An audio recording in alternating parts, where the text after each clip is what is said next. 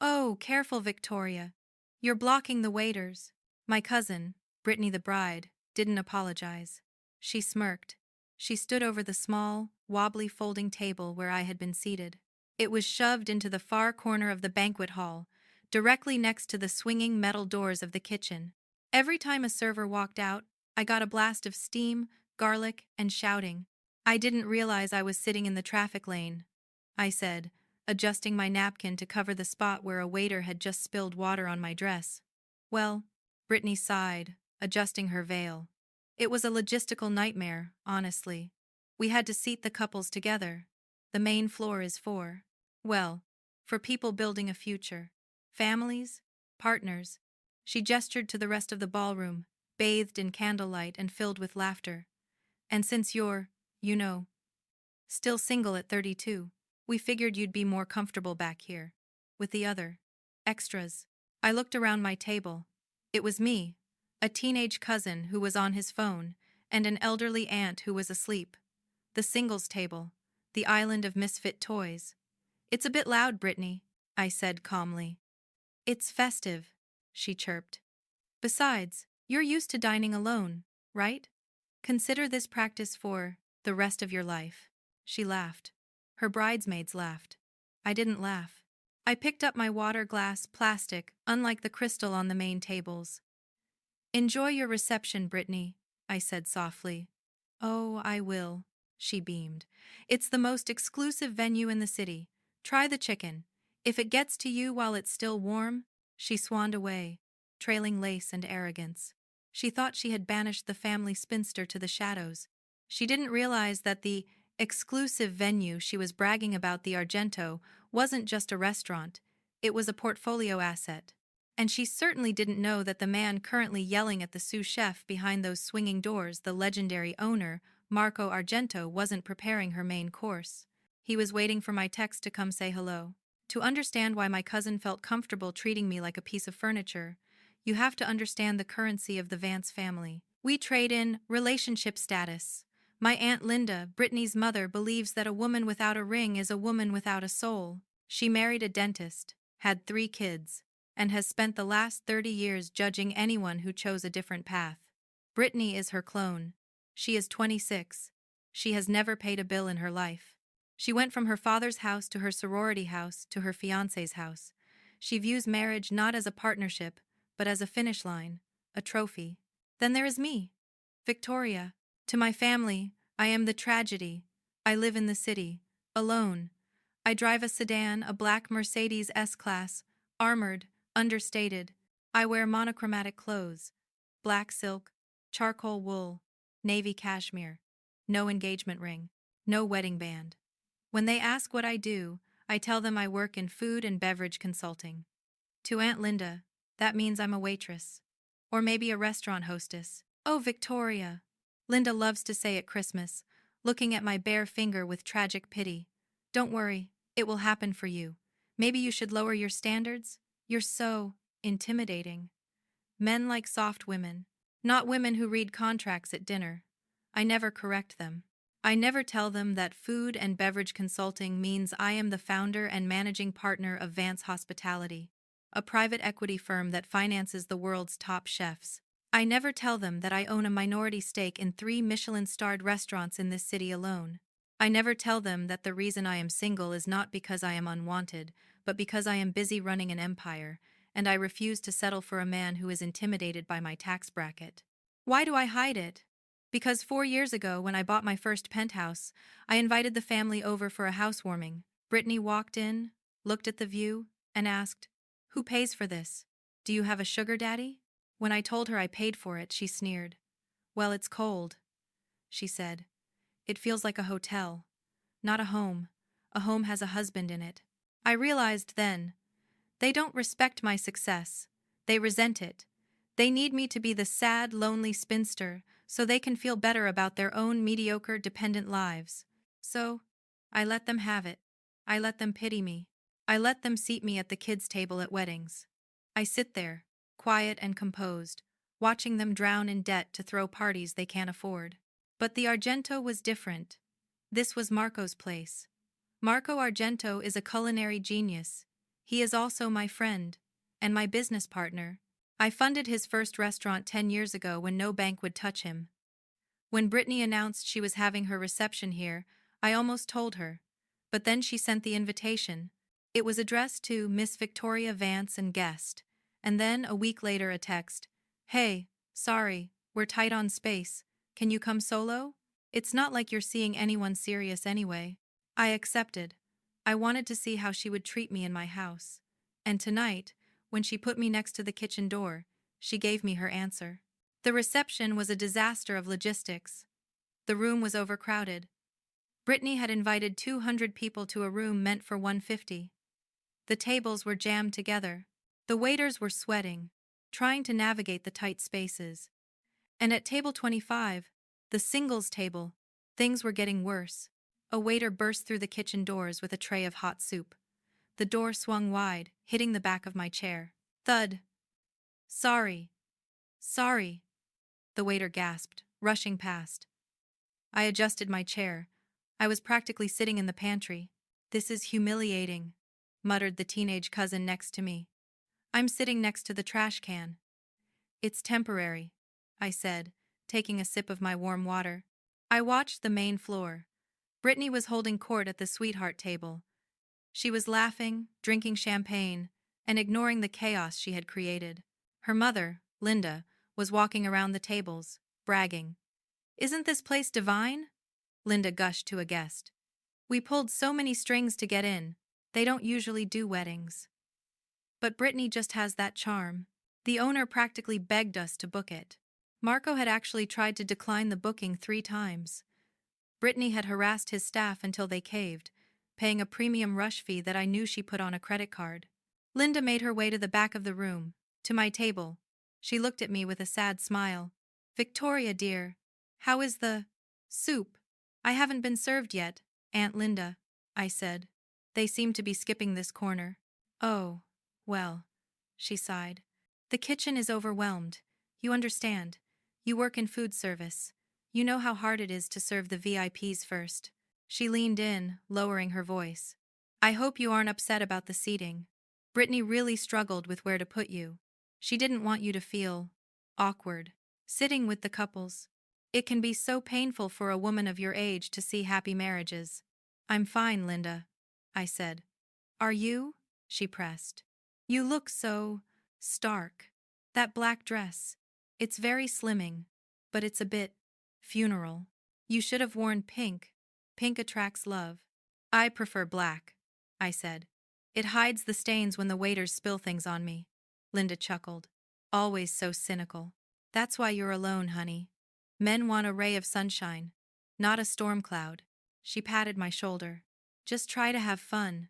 Maybe the DJ will play a slow song later and you can dance with, well, maybe one of the waiters? They're single. She walked away, laughing at her own joke. I sat there. The anger in my chest was cold. Compact. I looked at the kitchen door. I could hear Marco shouting inside. He sounded stressed. I pulled out my phone. I sent a single text. Service looks slow. Need help. A minute later, the kitchen door swung open. But it wasn't a waiter. It was Marco Argento. He was wearing his pristine white chef's whites. He looked furious, wiping his hands on a towel. He scanned the room, looking for the source of the bottleneck. Then, he saw me. He saw me sitting at a folding table, next to the trash can, with a plastic water cup. His eyes went wide. He stopped a waiter. He pointed at me. He whispered something. The waiter looked terrified. Marco started walking toward my table. He didn't walk like a servant. He walked like a king. The room quieted down. People noticed him. The famous chef. Brittany saw him coming. She lit up. She jumped out of her chair and intercepted him halfway across the room. Marco, she squealed, grabbing his arm. Oh my God, you came out! Everyone, this is Marco, the genius behind the meal. She posed, expecting him to hug her. Is everything okay? She asked. Did you come to see the bride? Marco stopped. He looked at Brittany's hand on his arm. He gently removed it.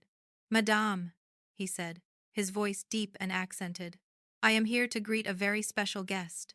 Brittany beamed. Me? You mean me? No, Marco said. He walked past her. He walked past the VIP tables. He walked all the way to the back of the room, to the corner, to the swinging doors. He stopped in front of my folding table. The entire room turned to watch. Marco bowed. Deeply. "Miss Vance," he said. "Victoria. My God. What are you doing back here?" The silence in the room was absolute. I looked up at him. "Hello, Marco," I said calmly. "I'm enjoying the ambiance. I hear the steam cleaner is very expensive." Marco looked at the plastic cup. He looked at the tablecloth that didn't reach the floor. His face turned red with fury. Not at me, for me. "Who put you here?" Marco demanded, his voice carrying to the rafters.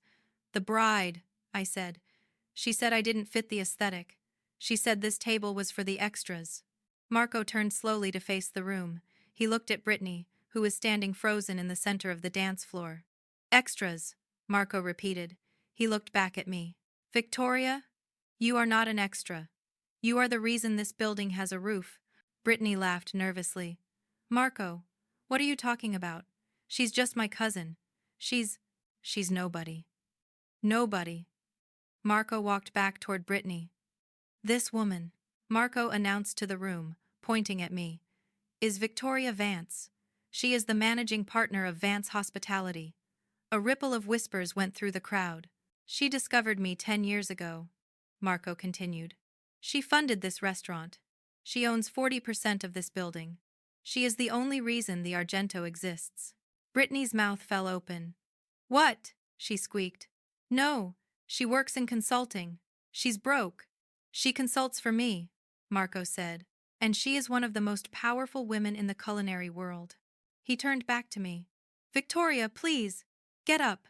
"I'm fine here, Marco," I said. "I don't want to ruin the seating chart." "Burn the seating chart," Marco spat. He snapped his fingers. 3 waiters rushed over. "Clear table 1, Marco commanded. "Table 1, the head waiter stammered. "But chef, that's the owner's table, the private booth. It's reserved for you."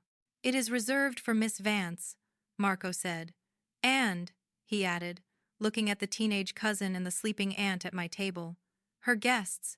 "Wait," Brittany shrieked. "You can't move her to the owner's booth. That's the best seat in the house. It overlooks the dance floor." "We wanted that booth. I told you it was unavailable," Marco said coldly, "because it is reserved for people I respect." He walked over to me and offered his arm. "Please," he said, "allow me." I stood up. I smoothed my black silk dress. I took Marco's arm. We walked through the center of the room. The guests parted like the Red Sea. They stared at me with new eyes. They saw the cut of my dress. They saw the way the famous chef deferred to me. They realized the gray mouse was actually the lion. We reached the owner's booth. It was elevated, plush, velvet-roped. Marco pulled out my chair. "Champagne?" he asked. "The 1996 salon?" I asked. "I have a bottle chilling in my office. I will get it personally." Brittany ran over to the booth. She was hyperventilating. "This is insane," she yelled. "She's ruining my wedding. She's stealing the spotlight." "You put her in the corner, madame," Marco said. "You tried to make her invisible. I am simply correcting the lighting." "But she's single," Aunt Linda shouted, running up behind Brittany. "She doesn't belong at a romantic table." I looked down at them from the elevated booth. "I'm not sitting here because I'm romantic, Aunt Linda," I said. "I'm sitting here because I'm the landlord." "Landlord," Linda gasped. "I own the holding company that owns the land." I explained. "Marco owns the restaurant. I own the dirt." I took a sip of the water Marco had placed in front of me, crystal this time. "So technically, you are all trespassing on my dirt." Brittany started to cry. "You ruined it! You ruined everything! You're just jealous because I'm getting married." "I'm not jealous, Brittany," I said. I looked at her husband, the groom, who was staring at me with his mouth open. "I'm just comfortable." Marco returned with the champagne. He poured me a glass. "To Victoria." Marco toasted, loud enough for the room to hear. "The silent partner." "To silence," I said. Then I looked at Brittany. "Oh, and Brittany." "What?" she sobbed. "The bill. What about it?" Marco tells me you put the deposit on a credit card, I said. And the remaining balance $50,000 is due tonight. My dad is paying it, she said. Your dad's card was declined an hour ago, Marco said. We ran it for the appetizers. Insufficient funds. Aunt Linda turned pale. That's a mistake. Run it again. We did, Marco said. 3 times. I leaned forward. So, here is the situation, I said. You have eaten the food. You have drunk the wine. And you cannot pay. We'll pay you next week, Brittany begged. After the gifts. I don't do credit, Marco said. Policy. However, I said, swirling my champagne. I might be willing to cover it. Brittany's eyes lit up. You will?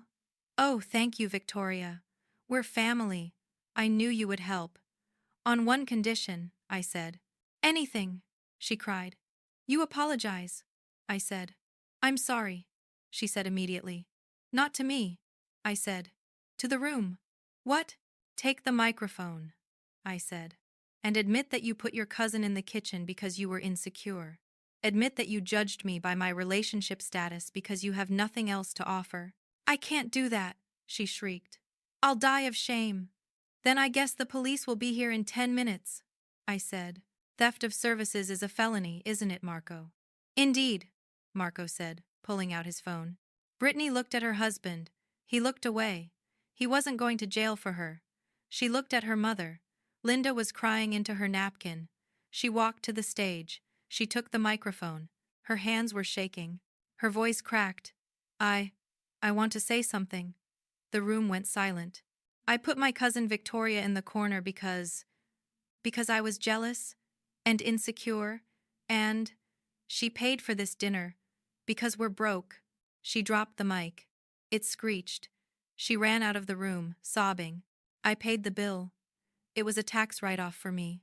A business expense. Client entertainment. I enjoyed the rest of the evening in the owner's booth. The guests came up to me, one by one, to introduce themselves.